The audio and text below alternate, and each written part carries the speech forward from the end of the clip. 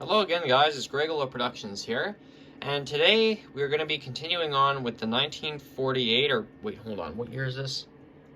Oh, it's 49. Okay, January of 1949, Big Ben Electric here. Now, okay, a few things. First off, our motor, we actually got that apart. I thought it was somehow stamped together in one way or another. Nope, turns out when you remove those screws, the thing actually pops apart.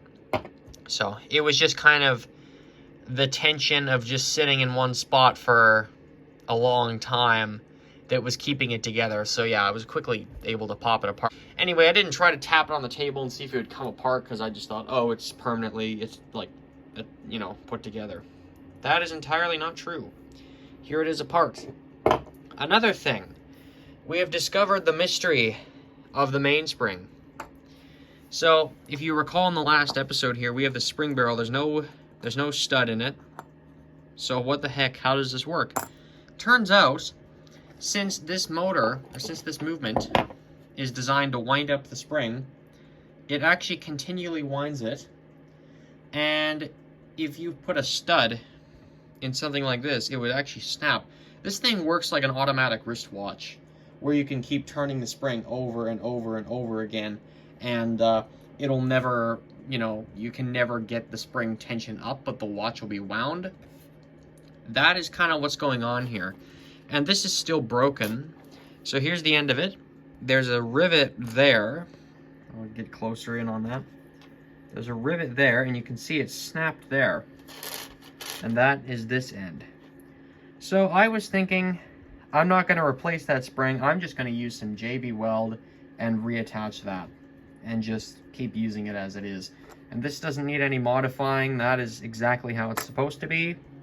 So yeah, that is the mystery of the automatic mainspring. I didn't know that automatic wristwatches worked like that until very recently, because I haven't done much with wristwatches in general. This movement is kind of a nuisance to get apart and get back together, considering I literally had to bend this thing to get the power outage flag out. Well, you guys have seen that already, but it needed to be bent in one way or another. So yeah, that's a bit of a gong show there, but it does come apart if you need it to. And I don't know, you know, the next time this thing needs a service, I don't know what exactly I'm going to do. I guess we'll see how easy it is to put back together and go from there. There's our rotor. Wow, isn't that such a different design compared to all the later ones? Well, sort of different. Like it's got this piece here. It's just kind of smaller. I don't know if you've seen the later Westclox rotors, you'll know what I'm talking about. So now we've got access to these wheels here, and it'd be nice to get under them and clean them. This one's riveted on, so I'm not gonna take that off or try to. This center wheel is still on here. There's a cannon pinion, but it's got this weird shaft on it. So I'm not sure what that's all about. I don't know, I'm gonna try and get it off in one way or another, but yeah. And then this wheel, this one is the most interesting lot of the bunch, because this guy has, you know, it's got the wheel and it's got this gear sticking out the top. There's actually a worn bushing here. Not that it would affect this super bad, but look at it, like that rocks around way too much. I'm pretty confident that bushing there is worn. The power outage flag, oh yeah, I'm not going to do anything about the bushing because I don't have bushing equipment. It's not that bad. So, but anyway, the power outage flag here, this has got, this is pressed on. I don't know if I have anything that would be even able to remove that at the moment. Not sure. I'd like to get it off. It'd be convenient if we did, but I'm not sure what's the, I don't know what's better, if I should get that side off or get this side off.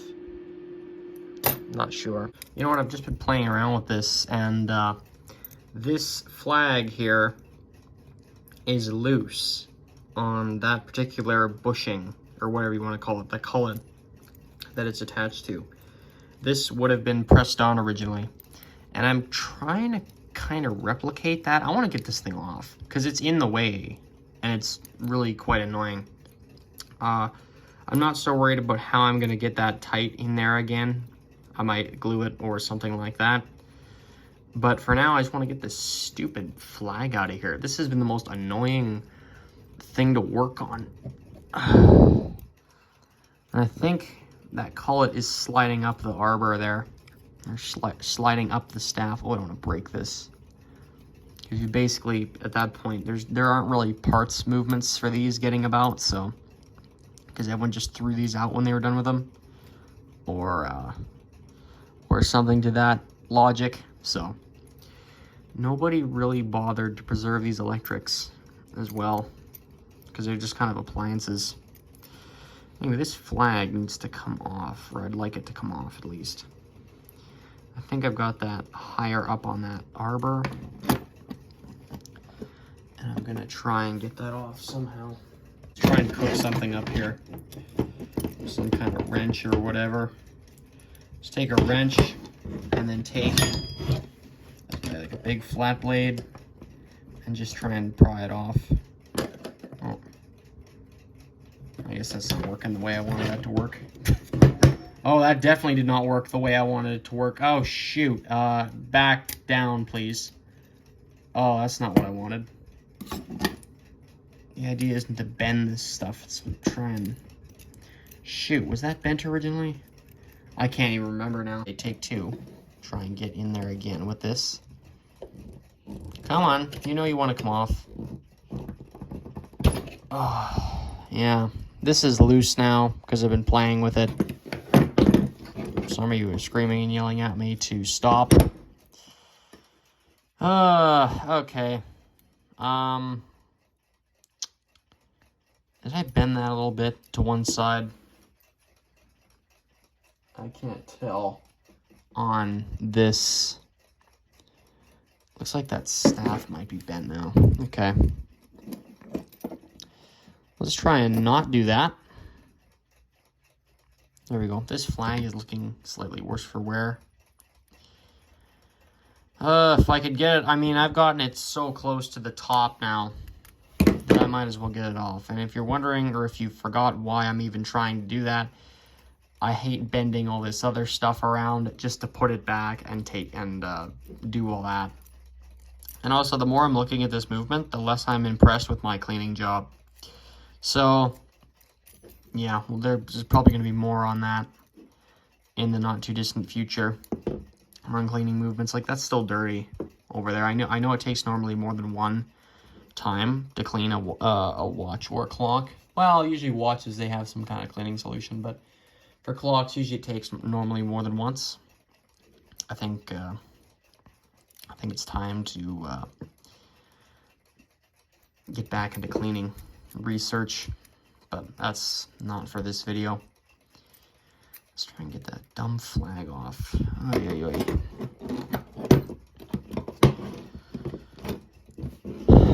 Let's see what we can do here.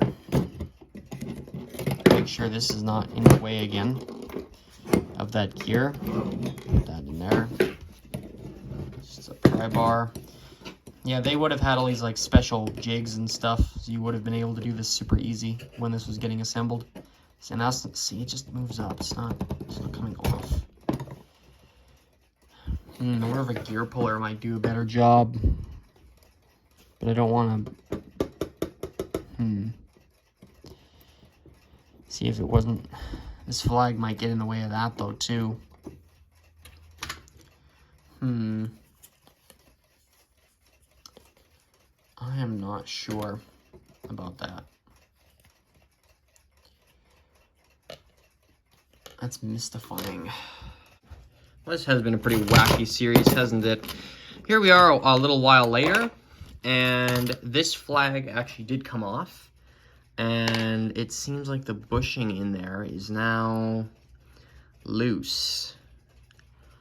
So I don't know what would be the right thing to do here. I'm thinking just maybe a dab of Gorilla Glue on there. I know that's not really the professional way of doing it, but this is already popped loose from here, so I'd kind of like to keep that from popping loose again.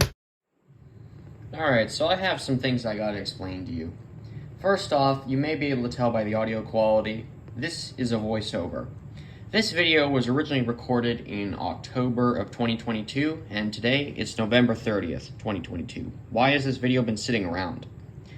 Well, The cleaning solution is mainly why this was sitting around. And what do I mean by that? I mean the solution I'm cleaning the movement with.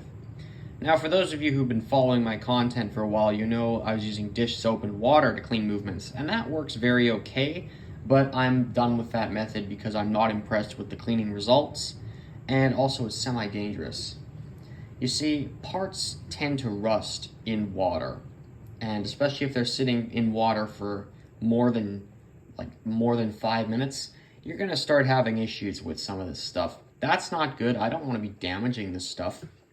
So I've completely dropped dish soap, and I'm not using it anymore. And plus, it doesn't do a very good job of cleaning anyway. So yeah, I moved on to something else. What have I moved on to? Zepp Industrial Purple or Degreaser.